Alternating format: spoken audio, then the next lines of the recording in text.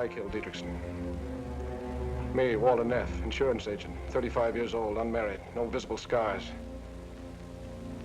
Until a while ago, that is. Yeah, I killed him. I killed him for money and for a woman. It all began last May. I was thinking about that dame upstairs and the way she had looked at me. And I wanted to see her again, close, without that silly staircase between us. How could I have known that murder can sometimes smell like honeysuckle? I can't stand it anymore. What if they do hang me? They're not going to hang you, baby. It's better than going on this way. They're not going to hang you. Because you're going to do it and I'm going to help you. Yes, from the moment they met, it was murder. But always behind them, with his devilish hunches and his brilliant brain, was Keyes. The murder's never perfect. Always comes apart sooner or later. And where two people are concerned, it's usually sooner. Could they get away from him and his relentless pursuit? And could they get away with murder? You don't know Keyes. Once he gets his teeth into something, he never lets go. He'll investigate you. He'll have you shadowed. He'll watch you every minute from now on. You afraid, baby? Yes, I'm afraid. But not of Keyes. I'm afraid of us. I'd like to move in on her right now, tonight. If it wasn't for Norton and his striped pants ideas about company policy, I'd have the cops after her so quick it'd make a head spin. Now, we know the Dietrichson dame is in it, and somebody else. Only you haven't got a single thing to go on, Keyes. He'll show. He's got to show. Sometime, somewhere, they've got to meet.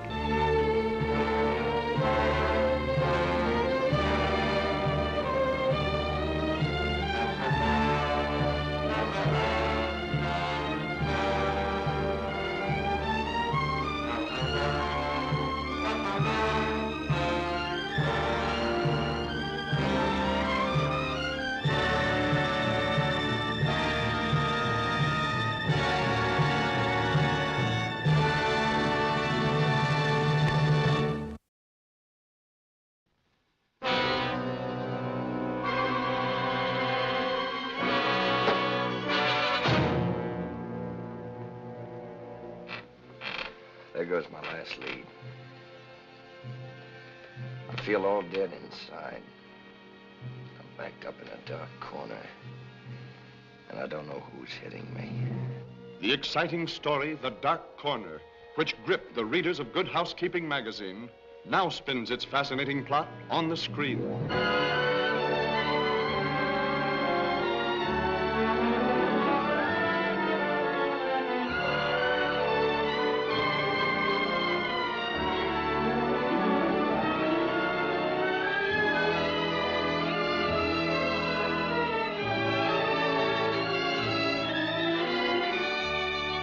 These are the players who bring you this widely discussed story of an obsession for beauty that becomes a passion for murder. He loathed her rather intimately, I'm afraid.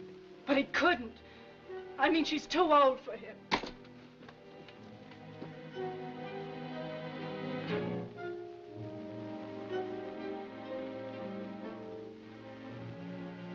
Love is not the exclusive province of adolescence, my dear. It's a heart ailment that strikes all age groups. Like my love for you. The Dark Corner dares to tell of those who can defy the rules of respectability and the hunted who must violate the law in order to live. What's his name? Who's paying you? If you don't want to lose that stardust look in your eyes, get going while the door's still open. You stick around here, you'll get grafters, shysters, two-bit thugs, and maybe worse. Maybe me. I like those odds. I'll take them.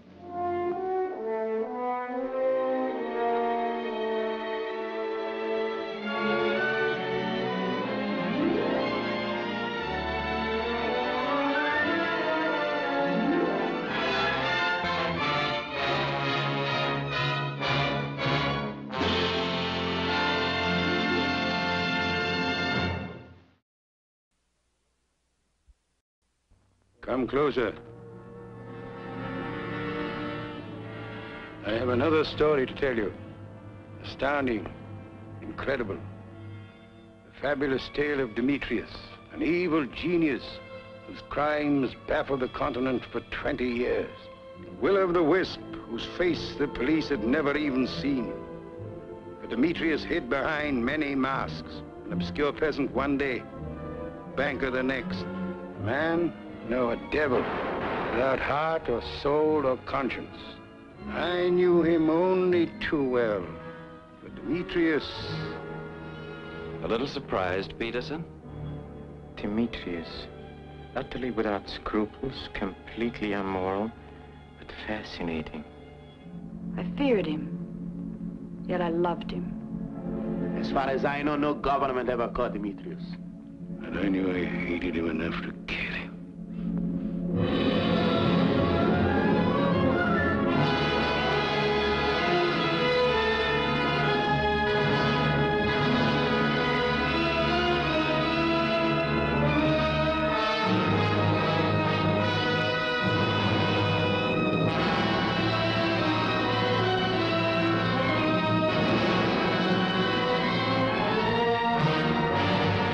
Jewels, furs, a fine apartment. I'll get them for you. We want money. What do you have to give me in exchange? Silence, Demetrius. It's very valuable. Place your hands behind your head. You too, Werner. But Demetrius... Turn around. You certainly cannot expect to get away with this. I can do anything.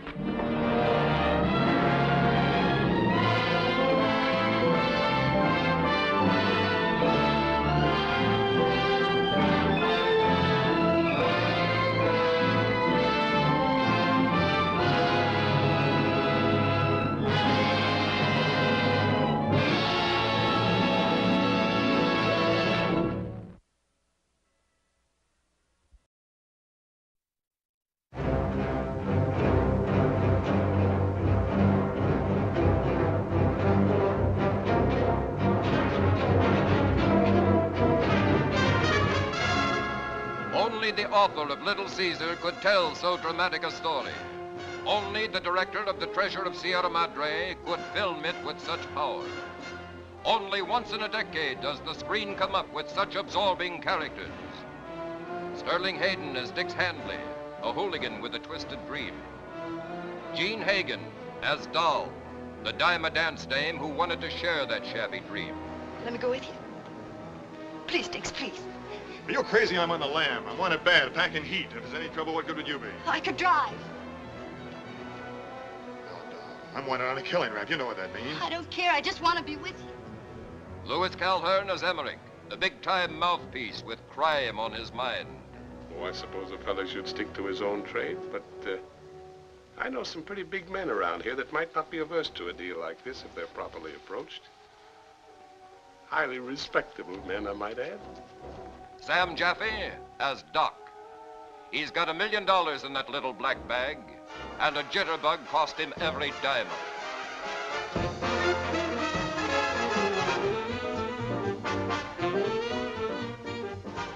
Marilyn Monroe as Angela, the easy-living, green-eyed blonde. Haven't you bothered me enough, you big banana head? Just try breaking my door, and Mr. Emmerich will throw you out of the house. James Whitmore as Gus, the strong-arm boy. A right guy in a wrong world. Gus! Come on! Bring on! Bring on! You ain't You haven't seen him or anything! You're gonna wind up for your prerogative! You're gonna wind up in the morgue!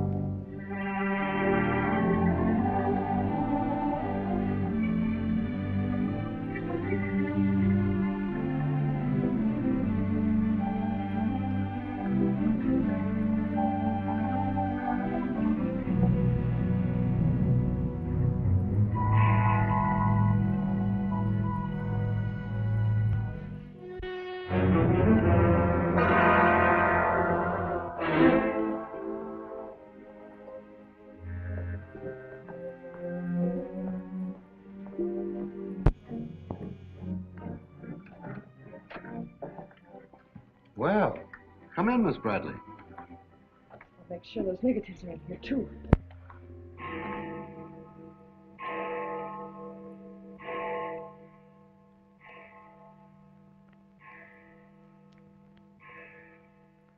The Herald stands pretty well on the police run, Johnny, so I don't think you'll have much difficulty contacting the various departments. These cops are good guys, but they got bellyaches like you and me, so name them and give them a break whenever you can. They pay cops off with peanuts the way they do newspapermen. No! I want you to get it off without breaking it. Your wife can't steal your car. That's community property. Yeah, I know, Chief, but she done took it out of the community. Come on, Johnny, I want you to meet the lieutenant. He's a good egg.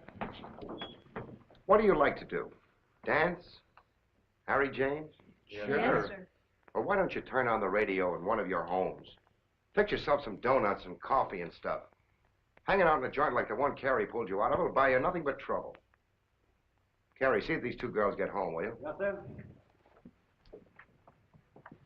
Hiya, Sam. Hello, Oppenheimer. Hi. Meet Johnny Williams, the Herald's gift to the police department. This is Lieutenant Carson, Sergeant Oppenheimer. Hi, young fella. It's sure nice to meet you guys. You love him when you get to know him better. Johnny's fixing to clean up the department. I thought you ought to look him over. Oh, cut it out, eh? The Herald's a good paper, Johnny. That's the best paper in town, Lieutenant. The Herald has ideals. Only the truth is fit to print. I wish I could say as much for that rag of yours, Ames. Thanks, Lieutenant. It's your first day on the police run, Johnny? Yeah. Gosh, I hope I don't pull any boners. You won't. Drop around and see me anytime you feel like it. Maybe I'll come up with a scoop one of these days just to keep Ames and the rest of those pelicans in line. Yeah, that'd be great, Lieutenant. Yeah, I sure need one. Come on, Johnny, meet the rest of the gang. Okay, I'll see you later. All right. Bye. That's a tough assignment for that nice kid. Oh, it won't hurt him. Won't do us any harm either. I'm going down to Dutchman's for an egg sandwich. I'll go along with you.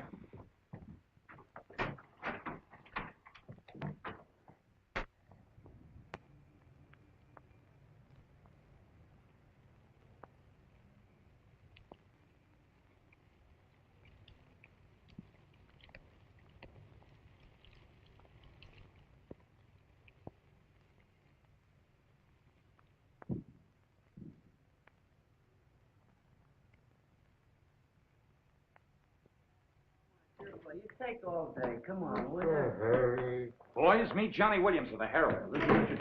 City Newsbureau, Sergeant. Don't get up, gentlemen. What is this, a gag?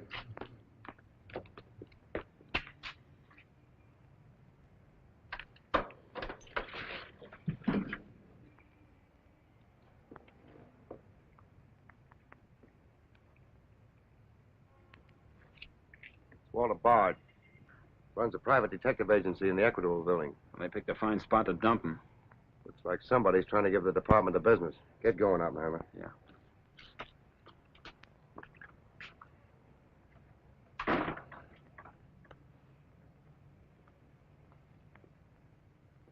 Gracious sakes alive. It's Mr. Bard. Do you know anything about this? Not me. Not me. I just sell him flowers.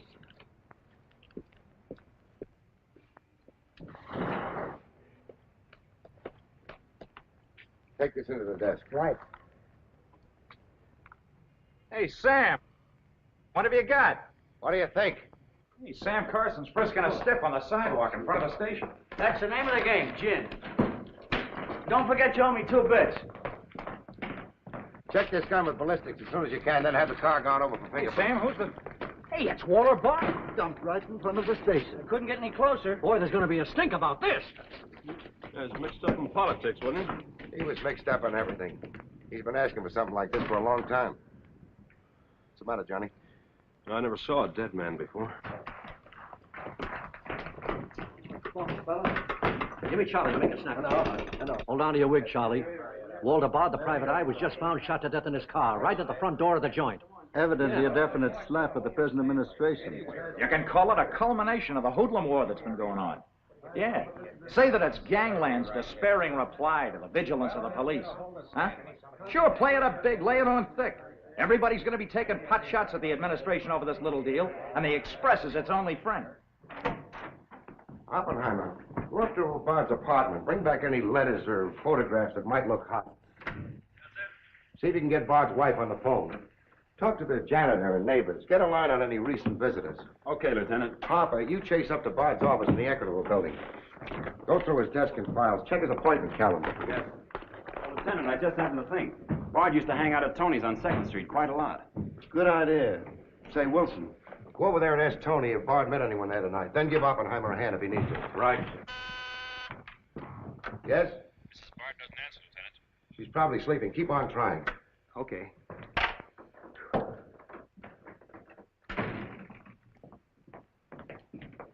Hey, Dan.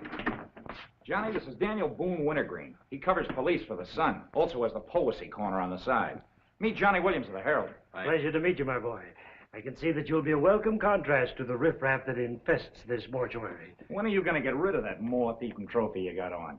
Sir, this buffalo coat belonged to my grandfather, Daniel Boone Wintergreen, noted Indian fighter. Nothing would persuade me to part with it, except a temporary shortage of funds.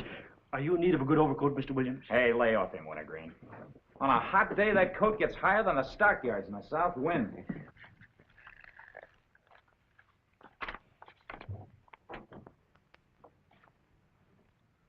Come in, Doc. Well, there it is, Sam. The bullet went clean through him, smashed the 5th rib. Have you boys found it yet? In the front seat upholstery. Discharged from the gun that was in the car? Mm-hmm. His own. There were plenty of powder burns, Sam. Could have been suicide. Not a chance, Doc. The boys at the desk would have heard the shot. The body was driven there in Bard's car and left there. Oh, I'm sure you're right, Sam. Do you think someone's trying to discredit us in the administration? Could be. Holy mackerel. That girl couldn't be mixed up in this case. Well, this is very interesting. The daughter of Luther Bradley, the reform candidate for mayor. Boy, what the Express will do with this. Send Brewer in. Must be some other Bradley. Somehow, I don't think it is. Why? The famous Calvert Luck, my boy. Brewer, you and Robbins go out to the Luther Bradley house on Carlisle. Ask for Miss Janet Bradley. Tell her you'd appreciate it if she'd come back with you. We want to ask her a few questions. Okay. Handle her carefully. All we want is her cooperation. Stress that, Brewer. Yes? Mrs. Bard still doesn't answer. Keep trying. Express? I want to speak to Mr. Calvert. Very important. It's Dr. Yeager talking. Hello? Yeah, this is Calvert. Oh, hello, Doc. What's on your mind? Walter Bard. Sure, I know him. Well, who shot him? I don't know, but his body was found in his own car right in front of the police station here. That's right, the police station. And get this, Mr. Calvert. There was a notation in Bard's memorandum book that he had an appointment with Janet Bradley this evening. Luther Bradley's daughter? Are you sure? Oh, this is beautiful. Look, Doc, you stay there and keep your eyes open. I'll keep in touch with you. Oh, I'll be right here, Mr. Calvert. You can count on me. Goodbye.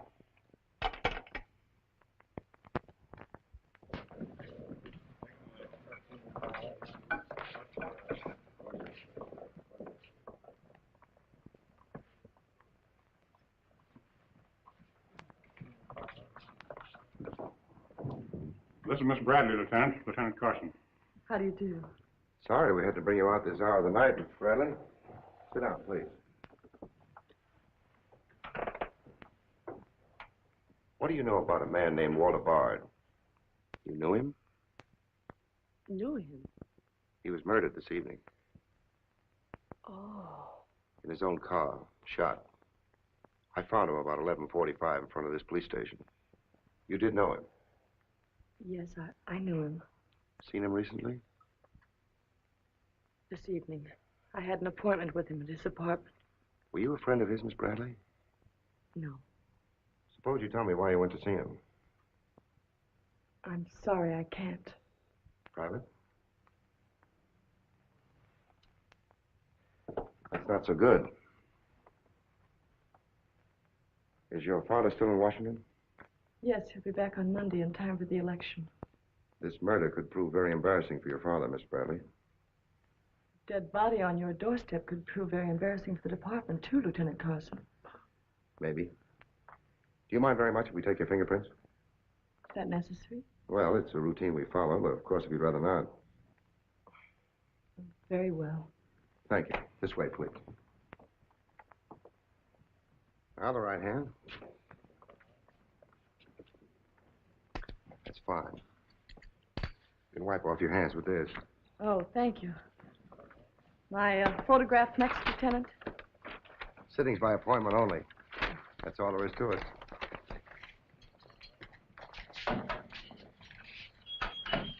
That'll be classified, Oppenheimer. It will take a few minutes to make comparisons. You don't mind waiting. Of course not. Right in there. You're being swell about this.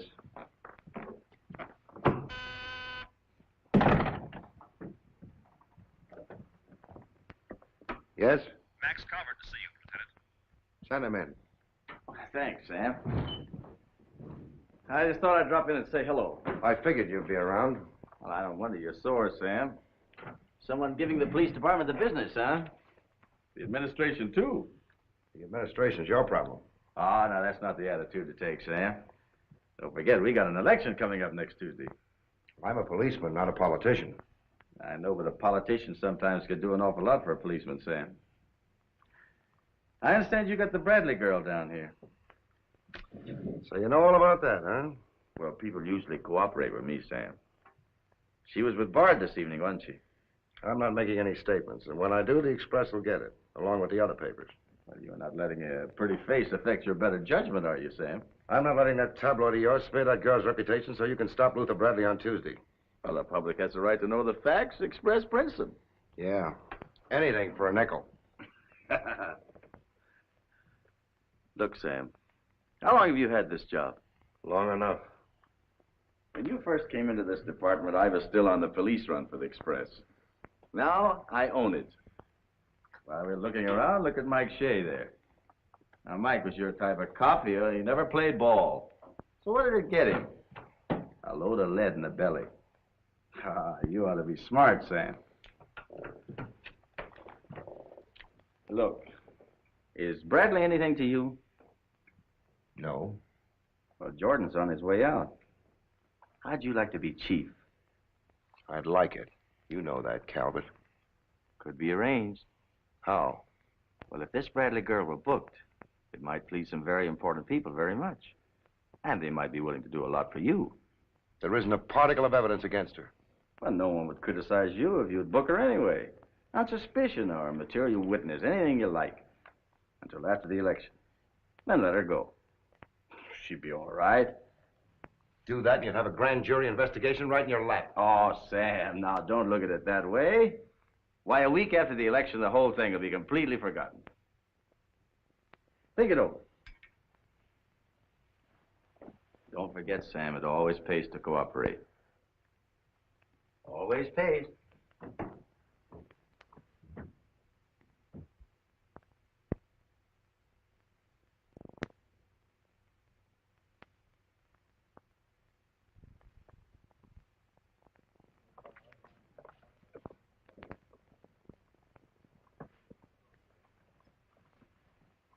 Great guy, wasn't he, Lieutenant? He sure was. I guess he was just about the greatest cop the city ever had. Yeah. Wanted to get him. Lieutenant, I got something to show you. See you, William. What'd you find in Bard's apartment? Cigarette butts in the ashtray with 2 different shades of lipstick. 2 glasses with prints on both. Prints on the gun, on one of the glasses, and Miss Bradley's fingerprints, all check. Looks like an open and shut case, Lieutenant. Bring Miss Bradley in, Sergeant. The Lieutenant would like to see you, Miss Bradley.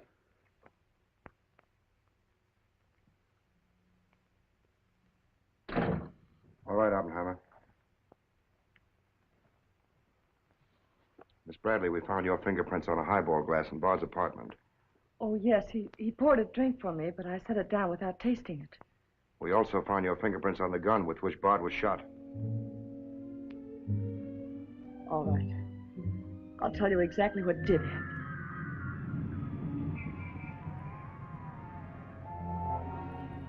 I went to see Bard on behalf of someone who was very close to me. someone whom he was trying to blackmail. He made a business of buying and selling information about people, especially about those who had built honest lives after making a bad start. Prominent people. He had come to me with certain information. He wanted $20,000 for it, but I'd been able to raise only 10.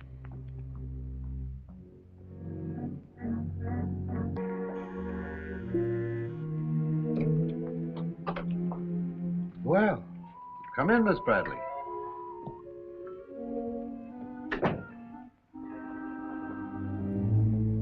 Won't you sit down?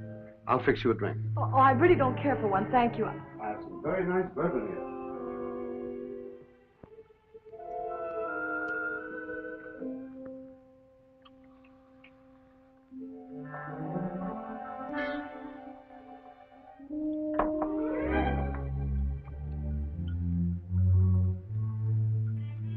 Cigarette?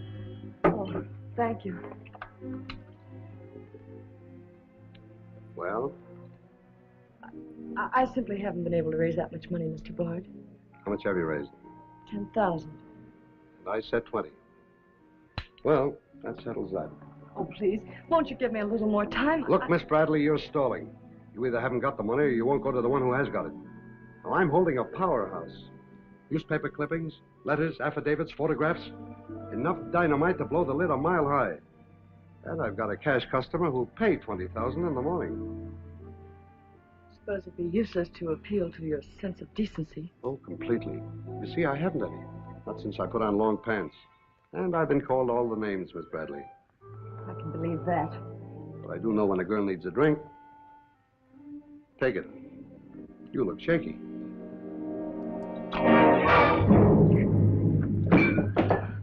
Now, give me that envelope.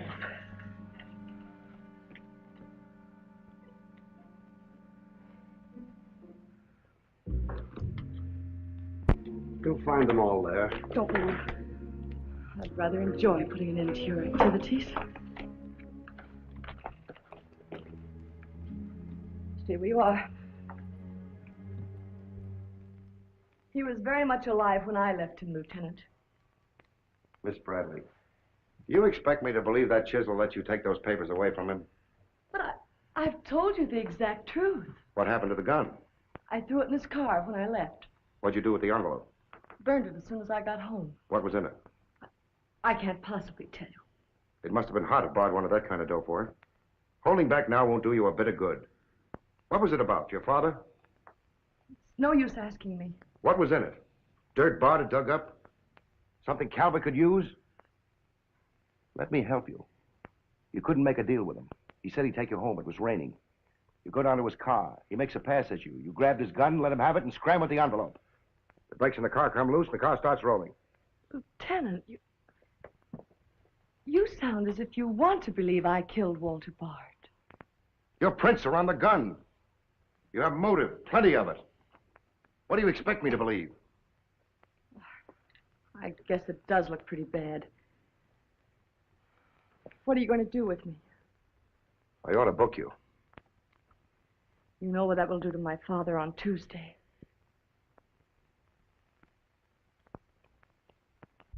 I realize the pressure you're under, Lieutenant. I've learned a great deal about the police department from Father. Max Calvert could do a lot to help you if you could learn to do things his way. Leave Calvert out of this. I'm a policeman, not a politician. I'm glad. I've always liked policemen. I should book you. Otherwise, I can't hold you.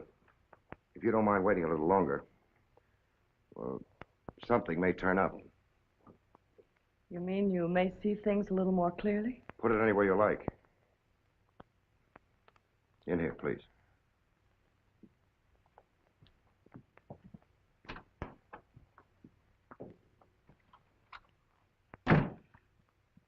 You guys mind if I want a hand? No. Allow me, this character always wins.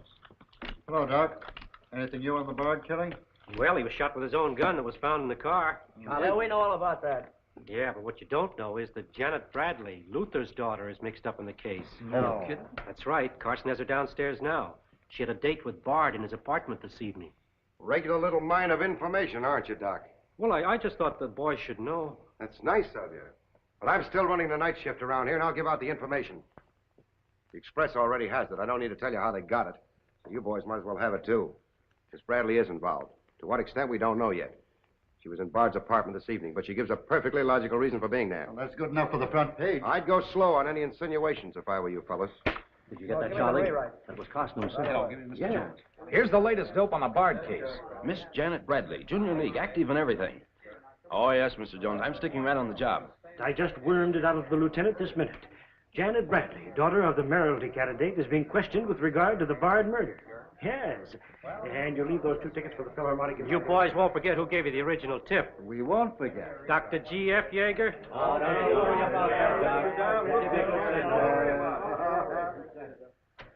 Now, which one of you was taking my scissors?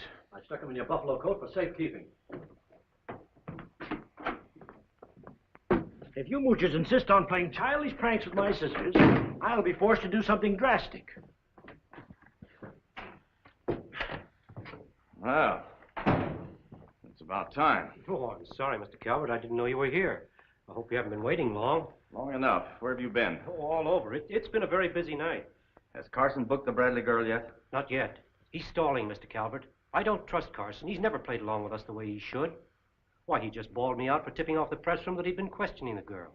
I want her charged with murder, and I want it spread all over the front page of every paper in town. Sooner the better. Oh, thank you. I'll save this for later.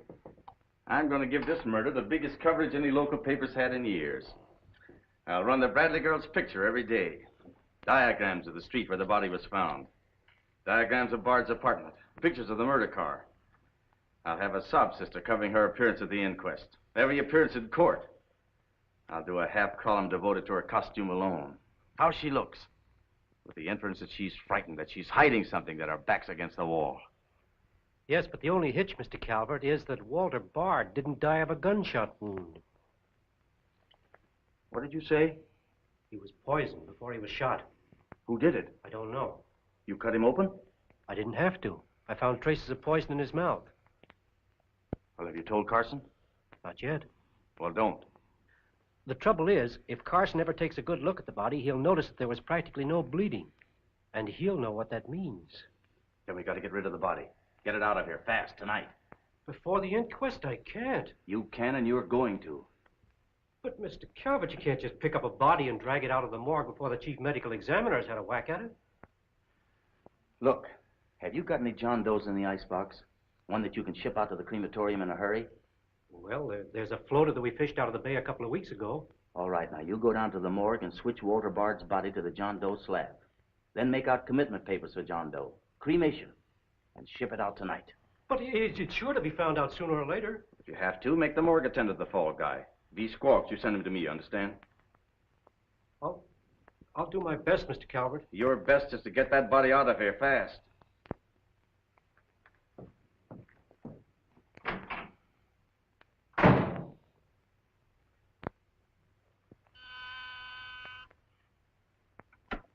Yes? Mrs. Bard on the wire now, Lieutenant. Hello? Is this Mrs. Walter Bard? Yes, this is Mrs. Bard. You've been ringing for some time, haven't you? I'm sorry. I was sound asleep. I'm afraid I have some bad news for you. That isn't possible. He wasn't... I'm afraid he was, Mrs. Bard. We don't know yet. I'll have to ask you to come down here. I know it'll be difficult, but you may be able to help us. Of course, but I haven't seen Walter for several weeks. We haven't been living together. Yes. As soon as I've dressed.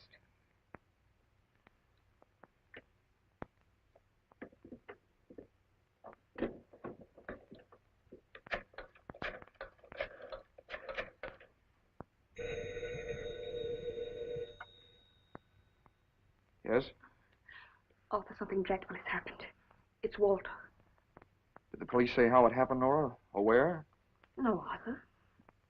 No. They've asked me to come down to the station now. Remember, you haven't been out all evening. I'll go with you. Certainly, I'm your lawyer. Don't worry, darling. Everything will be all right. Yes. Pick me up on your way down to the station. In about 20 minutes. It won't take me long to dress. Oh, here's the lab report on the lipstick and the cigarette stubs. Any calls? One of them is Janet Bradley's. The other's a shade called Rochelle, used mostly by brunettes. Mrs. Barter's here, Lieutenant. Oh, send her in. Will you come in, please? Sorry you had to come down here tonight, Mrs. Bard. I understand, Lieutenant. This is Mr. Templeton, my attorney. Walter Bard and I would have been divorced, I'm handling all of Mrs. Bard's business affairs. so I asked Mr. Templeton to come with me. Sit down, please.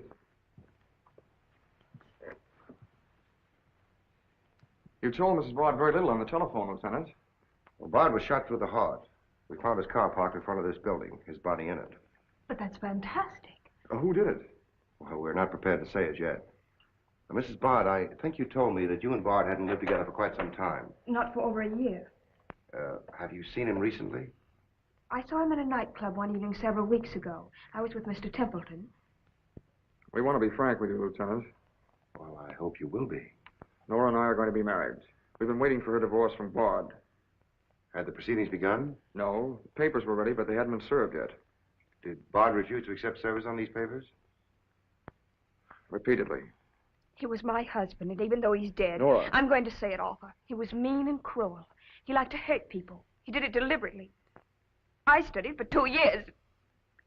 Mrs. Bard has had a very difficult time, Lieutenant. Yes, I know. Mrs. Bard, you were home all evening? Yes. I was asleep when you telephoned. You weren't in Bard's apartment at any time during the course of the evening? Mrs. Bard has already answered that question twice before, Carson.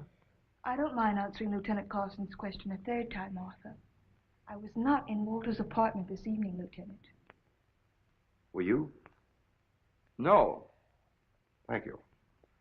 I suppose you know I'll have to ask Mrs. Bard to identify the remains. Naturally. Oppenheim, will you take care of that? Yeah, sure. This way, please.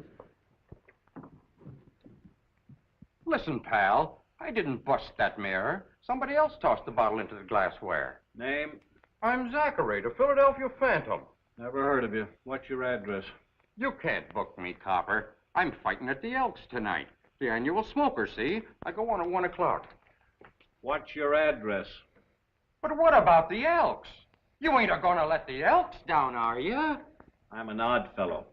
The address, Zachary. You can't do it to me, pal. It's my professional reputation. Lives at the Benjamin Hotel, Lieutenant. Give the Phantom one of our private suites. He'll see the judge in the morning. But I gotta go on at 1 a.m. I'll come back. Honest, I will. Take him away. But...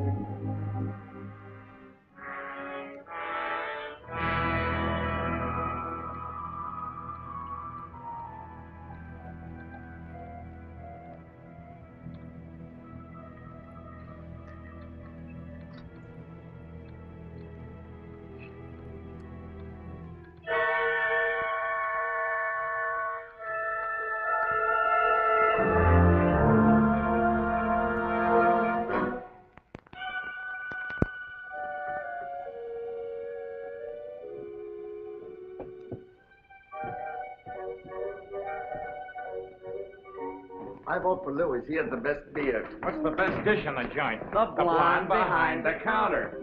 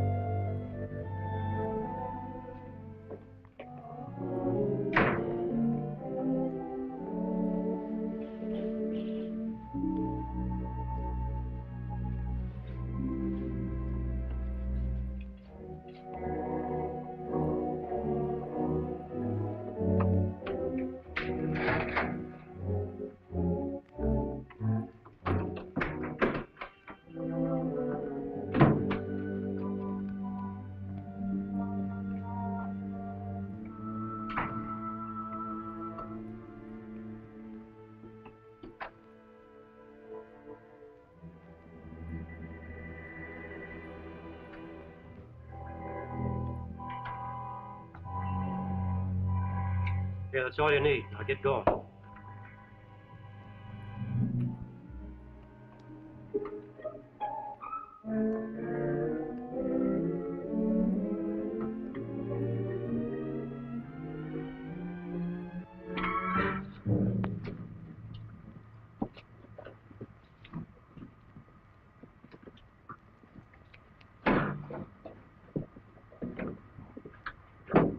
Woodbury Crematorium. This one burns, huh? Yep. Give him an easy ride. It's his last one.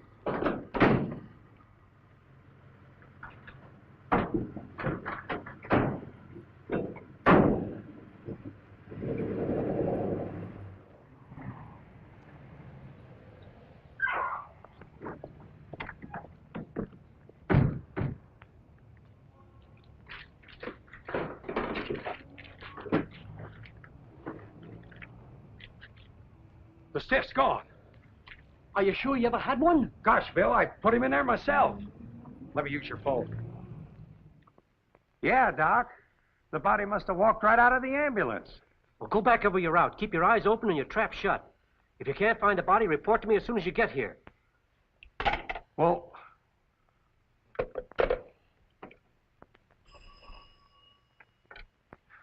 Hello. What? Oh, so somebody else wants Bard's body, huh?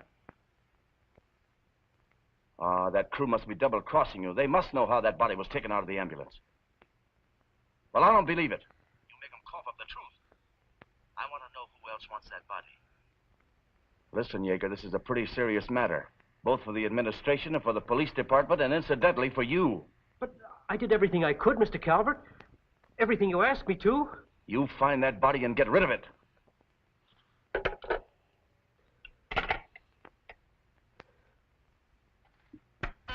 Yes? Sam, a John Doe that was being transported to the Woodbury Crematorium has disappeared from the ambulance. What do you mean, disappeared? The boys say that they loaded it into the ambulance, and when they got there, it was gone.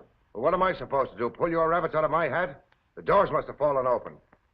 Tell Riley to send a patrol car over the route the ambulance took. I've already told the crew to retrace their route.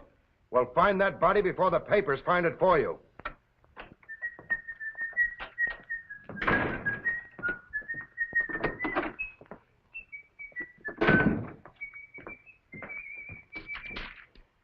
Holy smoke! Hello. Hello, this is Johnny Williams. Let me speak to Mr. Jones. Quick. I'll call you right back. You're new around here, ain't you? What's your name? Williams, the Herald. And I'm pretty busy. Sure you're busy. You bricklayers is always busy, unless it's a bouquet you're wanting on the cuff until Saturday night. And then it's, Flossie, my darling.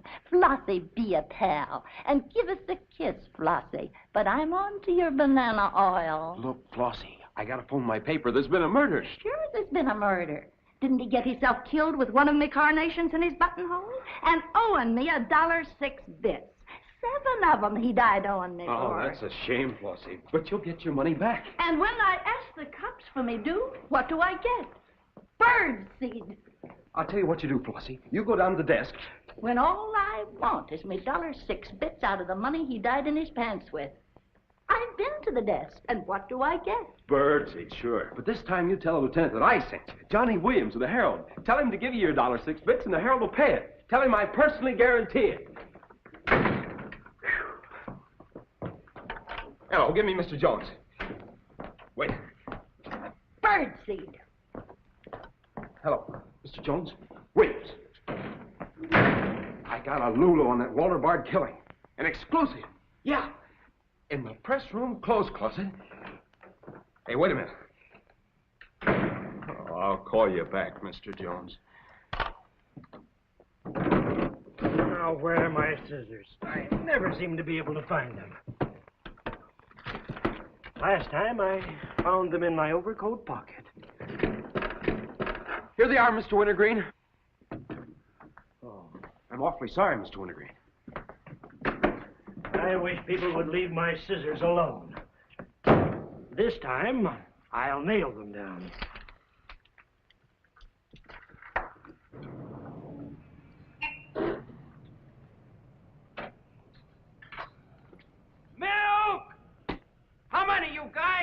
That's Mr. Rosinski. Get a bottle for me, will you?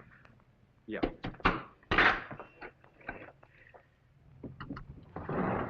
Make it one for Wintergreen. Hey, is Wintergreen up there? Yeah, he's here. Tell him I want to buy his buffalo coat. I'll be right up. Hey, no dice. He doesn't want to sell. I never heard of such impertinence. As if I didn't have the right to dispose of my own property. Look, Mr. Wintergreen, you can't sell that overcoat. I hoped you'd bring a chastening influence to this menagerie. Why, it'd be an insult to your grandfather and to the grand old name of Boone. It'd be unpatriotic. I'm dreadfully disappointed in you, Williams. Why, that overcoat's made history. It's practically a national monument. You can't have a big lug like Rosinski delivering milk in it. Why don't you get wise to what you've got? Why, that overcoat ought to be in the Smithsonian Institute. They'd pay real dough for it. Smithsonian? Uh-huh. But do you really think... No, Williams. No, my mind is made up. Oh! Oh! Oh! Oh! Get me out of here! Get me out of here! Give me Mr. Jones, quick! Sure, Mr. Jones. That's what I said. Walter Bard's body in a press room clothes closet. Hey, there's somebody in there. I know it sounds crazy, Mr. Jones, and I'm not drunk. It's true. There's a guy in there, I tell you. Listen to him holler his head off. Yeah, and I'm the only one that knows except Wintergreen, and I got him spiked. Absolutely, Mr. Jones.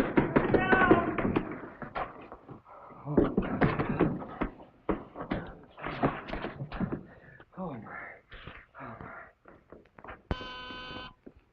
Yes? Mr. Haggerty, city editor of the Herald, Lieutenant. Right. Hello, Haggerty. What did you say? In the press room? Here? What? As soon as I've nailed the guy that sold you that one, I'll be over personally to tell you what kind of a joint I'm running around here. One of those tosspot reporters phoned Haggerty and said that Bard's body is hanging in the press room clothes closet. Say, you don't think he was talking about the John Doe that Yeager lost? There's only one way to find out.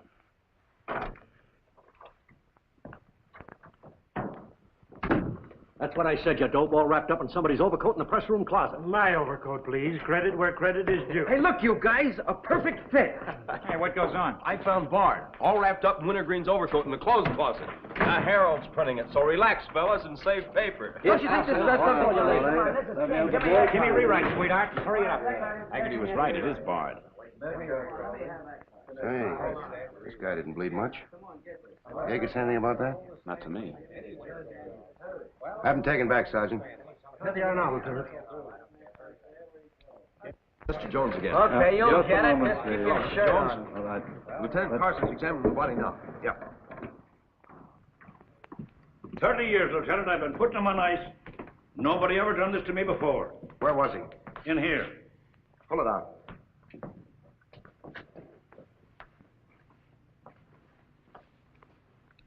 That's the John Doe we fished out of the bay. The one Doc Yeager committed tonight for cremation. How'd it get in there? I don't know, Lieutenant. I put him in number 7 myself. There's been a switch. Here's Doc Yeager now. What's this all about, Sam? It looks as if someone went outside as that John Doe you lost. Only it wasn't John Doe, it was Walter Bard. John Doe is here in Bard's place. Boy, this is absurd, Sam. A lot of things are tonight. You signed a commitment paper, didn't you? Yes, for John Doe. Well, Bard's body must have been picked up by mistake. That's the only way it could have happened. Well, so long as it turned out all right. O'Malley, get that John Doe out of here. Put Bard back in the right place. And see that he stays there until the chief medical examiner's through with him. Yes, sir.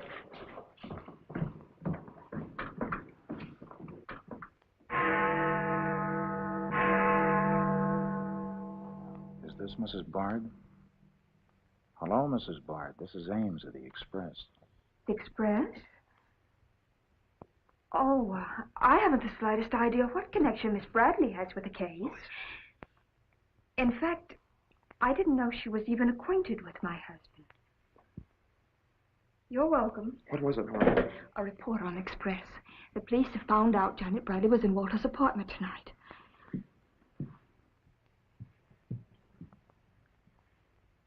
Arthur, we've got to go to the police station and tell them the truth. No, we've got to sit tight. If we do, we'd never trust each other again, Arthur. There'd always be that doubt. It'd grow and keep on growing. In the end, it'd break us apart. We'd distrust each other for the rest of our lives.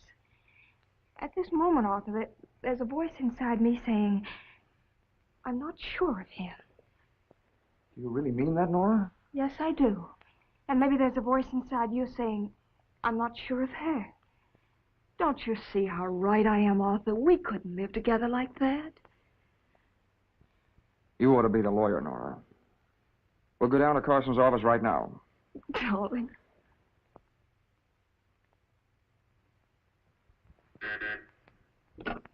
Hello. Yes.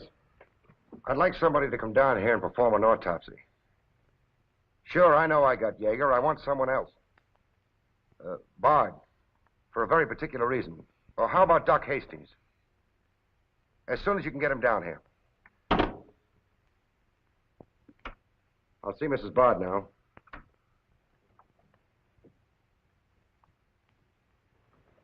We've come to make certain alterations in our statement, Lieutenant. What's happened? We told you we weren't at Bard's apartment this evening. Well, we were. Nora was there when Bard died. I was there later. Go on. I didn't tell Arthur I was going, but I went to ask Walter once more to give me a divorce. There's no use being angry with me, Nora. Take off your things and stay a while. Have a drink? It's a rainy evening. That's finished, Walter. I'm in love with Arthur Templeton. We want to get married. So you can make it legitimate, huh? You've no right to say that. You've absolutely no grounds whatsoever. Perhaps. But I'm not going to turn you loose so Templeton can put you on his income tax. Besides, this arrangement suits me fine. So long as I'm married, no woman can make a sucker out of me. But, Walter, Don't worry. Go into the bedroom. I'll talk with you as soon as I'm through with this party.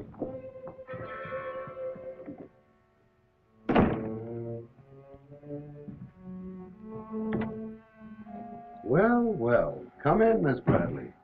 Did you listen? I heard a little. Walter seemed to have some papers that Miss Bradley wanted to buy, but he was holding out for more money. And then? Then there was some sort of scuffle. I don't know what happened. Then Miss Bradley demanded the papers. I got the impression she was covering Walter with a gun. Then a door slammed. Yes? I waited a few minutes, then I went in.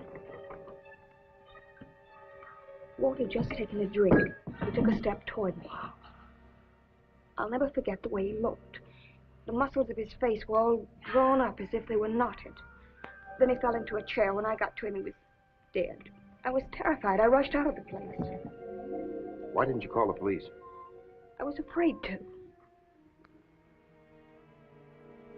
Did you take a drink with Bard? No. You remember if Bard's gun was still in the holster? I'm sure it wasn't. But I do remember seeing it there when I first went in. Then who shot Bard? I shot Bard. I went to see Bard for the same reason Nora did. I thought perhaps I could get him to change his mind about the divorce. I just pulled up at the curb opposite his apartment house. Door opened. Nora came running out. She looked frightened. Before I could get around to calling after her, she had jumped into her car and started off. I noticed that the car in front of the apartment was Bard's. I'd asked her never to go to Bard's apartment again. The more I thought about Nora being there, the less I liked it.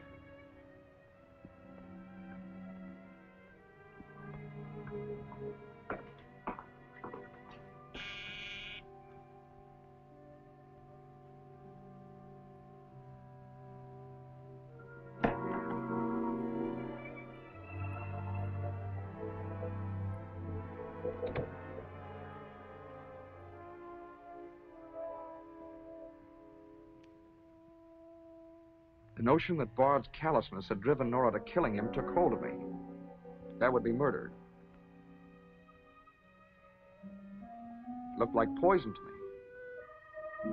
All I could think of was that Nora might be traced to the apartment. There was only one thing to do: get the body out of the place. I knew the risk I was running, but I had to do it.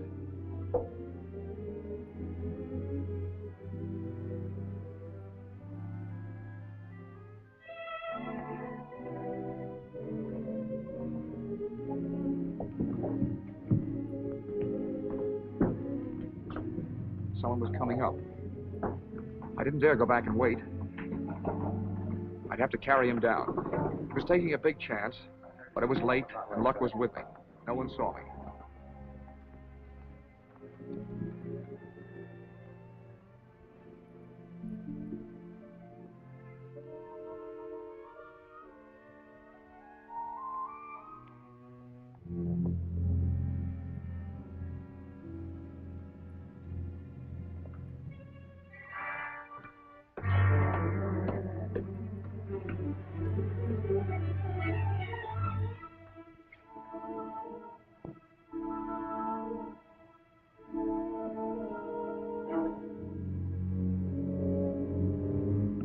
I saw the gun. If I could fake a suicide, Nora's fingerprints wouldn't be on the gun. It would swing suspicion away from her. I held the gun close to him to muffle the shot. It occurred to me then, if Bard's body was found as far as possible from his apartment house, Nora's danger would be still less. I released the brake, started the car rolling down the hill away from the apartment house. And that's our story. Nora's and mine. Templeton, do you believe Mrs. Bard's story? Yes, I do. And you believe his? Of course I do. You really came down here to convince each other that you were each telling the truth, didn't you? Partly. We had to speak for Janet Bradley, too, Lieutenant. I'll need a detailed statement from both of you later. Certainly, Lieutenant. You can wait in the outer office.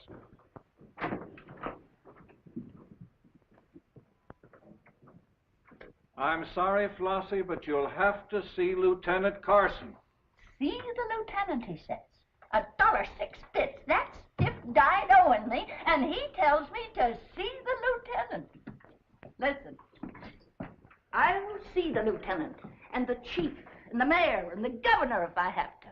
I'll have me $1.06 if I have to see the president himself. Sure, Flossie, sure. You're right. I don't blame you a bit. Okay, Malloy. Birdseed. What have you got?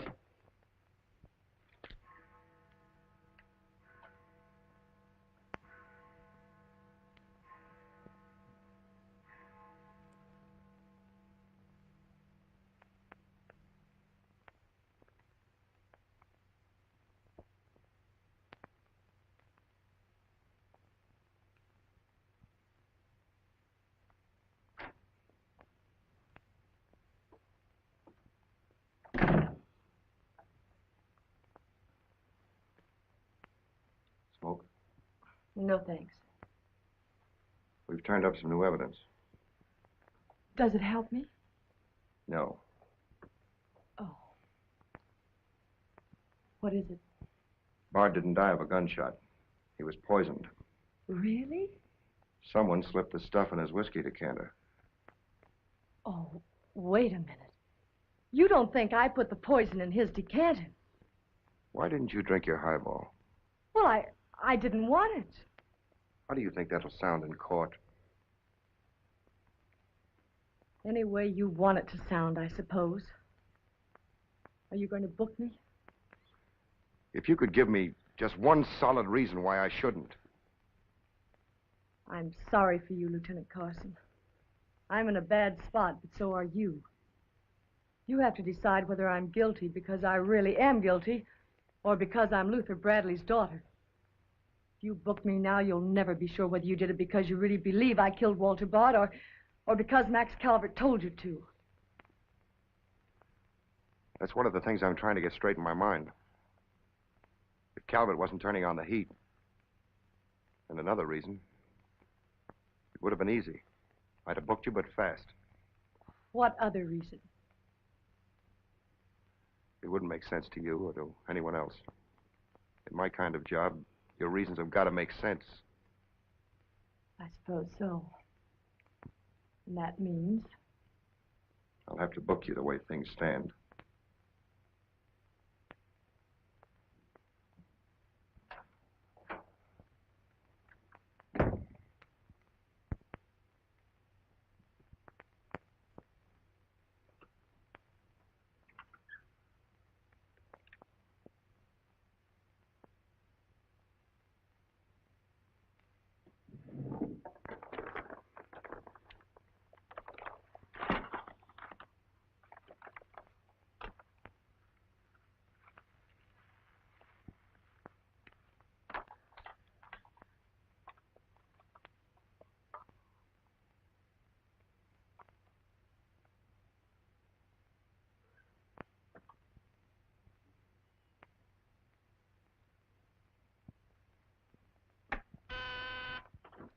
Yes, sir.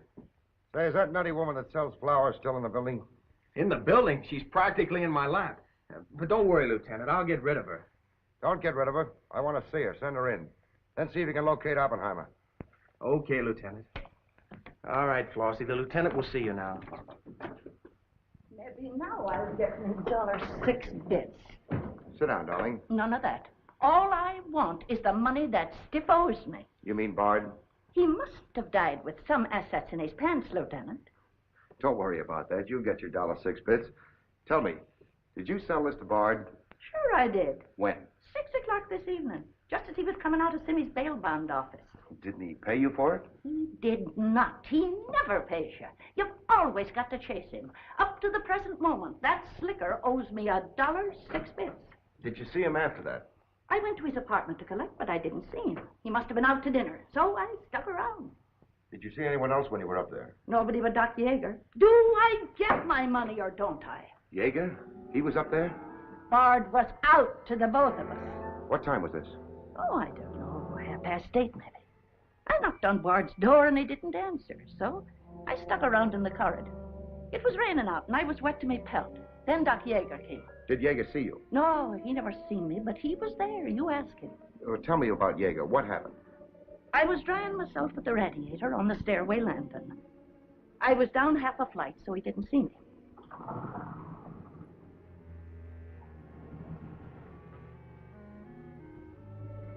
Never seen a man so scared. The way he kept looking around.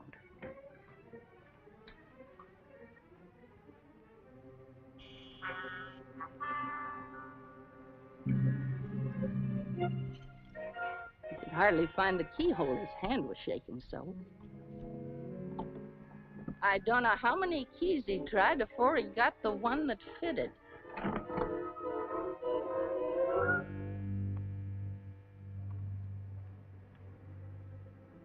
He shut the door behind him so quiet I could hardly hear it. He couldn't have been in there more than a minute, and he still acted like he was scared of his own shadow.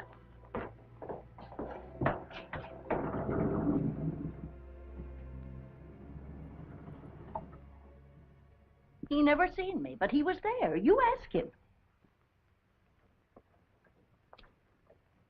Doc, come into my office again, will you? And now do I get my financial reimbursement? There you are. You can always tell a gentleman by the way he treats a lady. Just a minute. I want you to wait in here.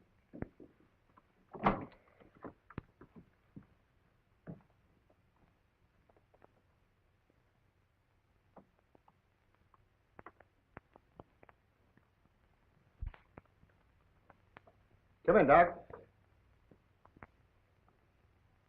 You don't look well, Doc. Sit down. Oh, I'm all right. Tired, that's all. Too much night work, I guess. I'm not as young as I was. What's up, Sam? Bard's death is a lucky break for you, isn't it, Doc? I don't get you. This malpractice case the grand jury's got on you. Bard did some investigating for the Medical Association, didn't he? Oh, he's got nothing on me. I wonder what happened to the evidence he dug up. It isn't in either his apartment or his office. Because there never was any. I heard different. Funny how it disappeared, isn't it, Doc? Oh, you're not insinuating that I... That you got a hold of it? Yes, I am, Doc. Boy, that's ridiculous. I haven't been out of the building since the body was found. Maybe you were out before it was found. I was not. You weren't in Bard's apartment earlier this evening? Certainly not. Along about 8:30? No. Suppose I told you were seen going into Bard's apartment with one of your keys. You stayed there a few minutes, then left, locking the door after you. Whoever said that's a liar. Who's calling me a liar? It's yourself that's the liar. I seen you sneaking into the poor murdered boy's apartment and sneaking out again with the mark of Cain all over your face. And that's how the poison got in Bard's whiskey. Help! Help! Help! Help! Police! Police! Help!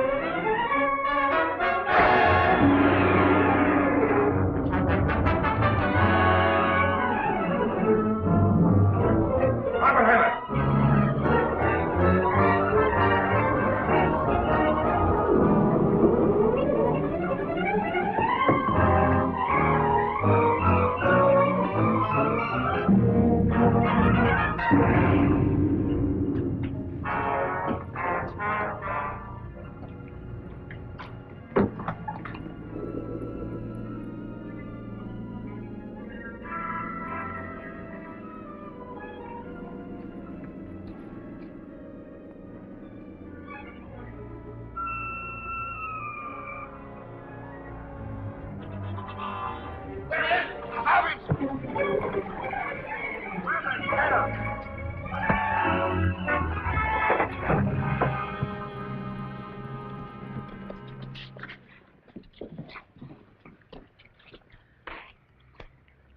him away.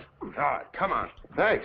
Who are you? I'm Zachary. Hey, that's the guy broke jail. Yeah, the Philadelphia Phantom. I won my fight by a knockout, so now I'm back. You got back just in time. Well, I guess this ought to wash things up, eh? Not exactly. You're still under arrest. Well, if that ain't gratitude. Don't worry, Zachary. I'll be in your corner when your case comes up. Thanks, pal. You can count on both of us. I think Yeager's confession will be sufficient. Much obliged, Lieutenant. There's still a misdemeanor charge against you, Mr. Templeton, but I don't think it will interfere with your wedding plans. You're invited to our wedding, Lieutenant. Fine. I'll be there to kiss the bride. Good luck to both of you. Thank you.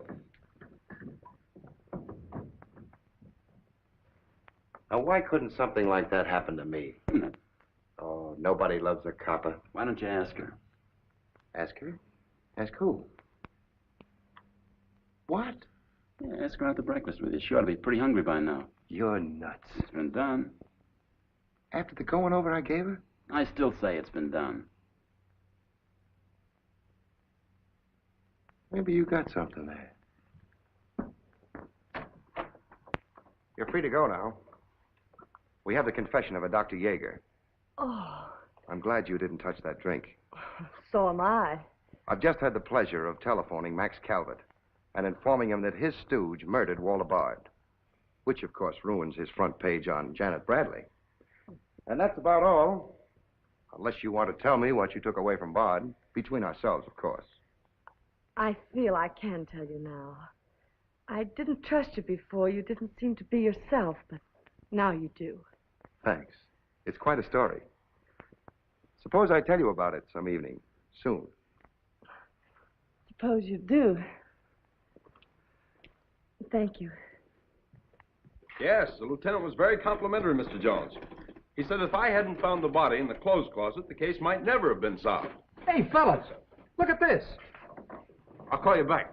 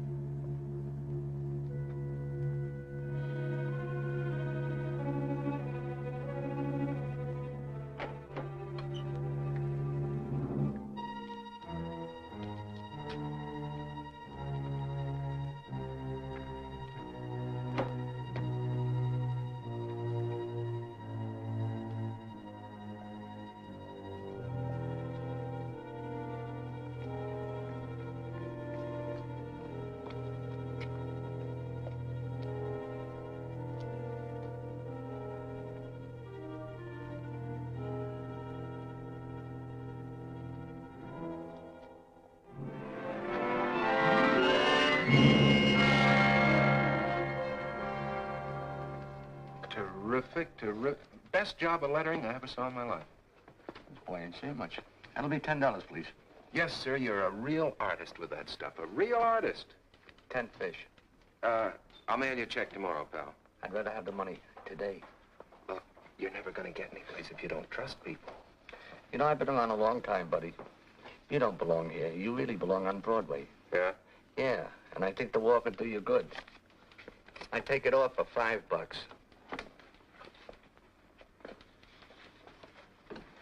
Pretty, huh?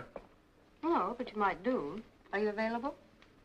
Oh, for you, anytime, Miss, Lawrence, Kathy Lawrence. Kathy, you're my first client. Shall we celebrate by my carrying you across the threshold? Oh, no, it's such a nice day, I think I'll walk. You take the comfortable chair. Thank you.